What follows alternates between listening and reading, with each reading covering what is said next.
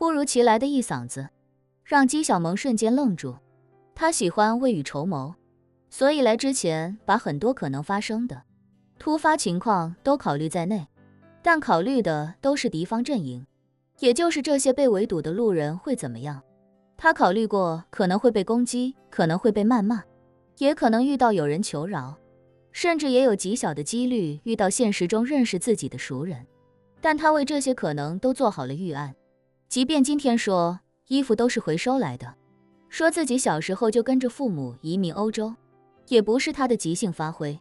而是他早就做好的应对之策。可他唯独没考虑过，万一被自己的队友咬上一口，该用何种方式应对。所以当看到己方阵营中竟然有人向自己开炮，他心中紧张，赶紧冲他喊道：朴秀贤，你在胡说什么？朴秀贤是韩裔，加入这个团队的时间要比姬小萌早1年多。姬小萌想加入的时候，就是在脸书上给他发了一大堆私信，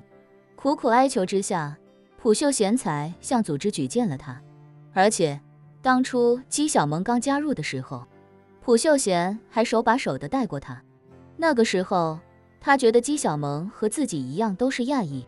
在这个以白人为主的团队里多一个亚洲面孔，亚洲面孔受排挤的概率和压力就小一些，两人处好关系也能相互有个照料，所以他对姬小萌也颇为照顾。姬小萌为了快速融入这个团队，一开始对朴秀贤满满的攀附之心，甚至还主动跟他玩起了朋友之上恋人未满的暧昧，甚至为了获得朴秀贤的同情、支持和帮助，还将自己的很多情况如实告知了朴秀贤。只是姬小萌比朴秀贤更无耻，也更不择手段，所以在经过了几次行动之后，他在团队中很快便开始崭露头角，没多久地位就超过了朴秀贤。自那之后，他对朴秀贤的态度也愈发冷淡，而且姬小萌对朴秀贤冷淡的同时，又开始对团队负责人眉来眼去，每天一脸崇拜的在负责人身边团团转，这更让朴秀贤心生不满。朴秀贤心中本就又恨，即便没有叶晨的心理暗示，他对姬小萌也早就看不过去，现在叠加了心理暗示，这种不满就更加强烈。所以他现在看姬小萌是越看越恨，甚至恨得牙根发痒。于是他指着姬小萌厉声喝道：姬小萌，你一个土生土长的华夏人，几个月前还是一个连饭都吃不饱的业余摄影师，硬靠着网贷才凑够来欧洲的机票钱，竟然有脸在大庭广众下谎称自己是从小就移民过来的。早知道你这么虚伪，最早就不该让你加入我们。姬小萌吓了一跳，一颗心瞬间提到了嗓子眼，紧接着一种失重感让他脚下有些发虚，冷汗已经不由自主地冒了出来。他万没想到朴秀贤竟然会忽然针对自己，而且还是在抗议的现场，在这么多直播镜头下揭露自己。不过好在他脑子转得快，周围人刚向他投去质疑目光的时候，他便立刻痛心疾首地说：朴秀贤，我一直把你当成环保路上的前辈，当成为世界造福的榜样，但你却一心想让我做你的女朋友。我早就说过，短时间内我不想考虑个人感情，你就算受到了伤害，也没必要在这时候造谣我吧。我造谣你？朴秀贤怒斥道。你说你从小就移民到欧洲，好啊，那你说说，你移民的是哪个国家？姬小萌知道此刻有很多人都在用手机拍摄，甚至不少人已经开始在网络平台上直播，他只能硬着头皮说，我移民的是瑞典。怎么了？姬小萌加入的这个环保组织总部就设在瑞典，这是因为团队里大部分是瑞典的环保激进分子，他们已经成了一个事实性的环保集团，大名鼎鼎的环保女孩就是这个集团最高层的核心团队之一。至于姬小萌他们这个组织，在这个以环保为利益核心的集团里，暂时还只能算是一个不太有存在感的小团队。为了能在集团争取更高地位和话语权，他们便开始在欧洲频繁组织抗议活动。姬小萌当初从美国落荒而逃时，便是从美国飞到了瑞典，所以他便把瑞典抛出来，企图蒙混过关。朴秀贤对他的谎话嗤之以鼻，冷笑道：“你说你移民瑞典，那你肯定早就拿了瑞典护照。那我想问，我们今天入境北欧，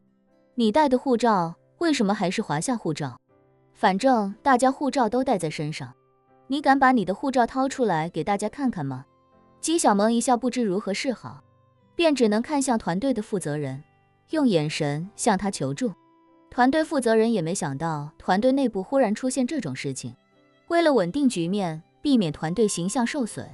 他立刻对朴秀贤说：“朴，我警告你，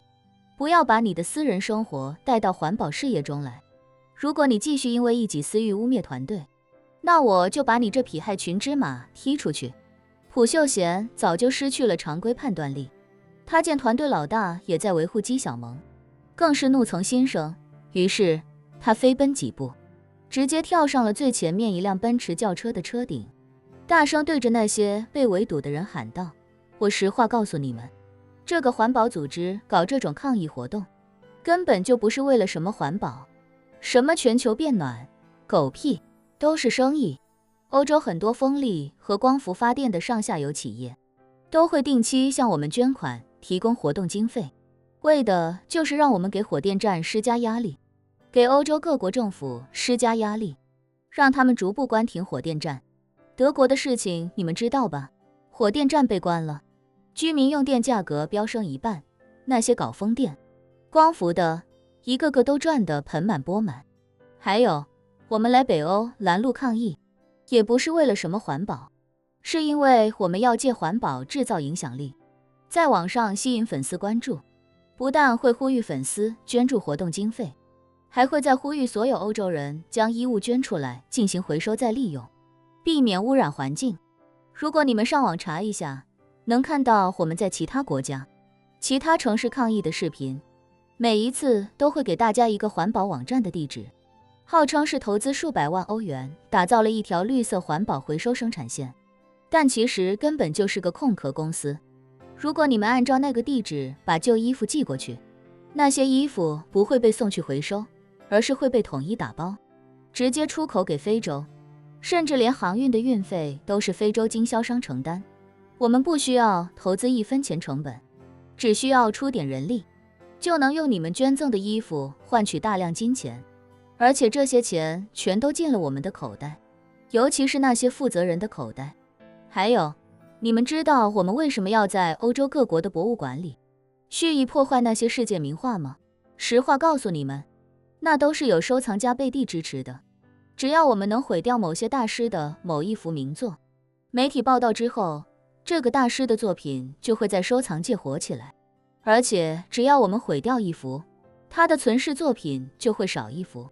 这样还能让剩下的存世作品价格上涨。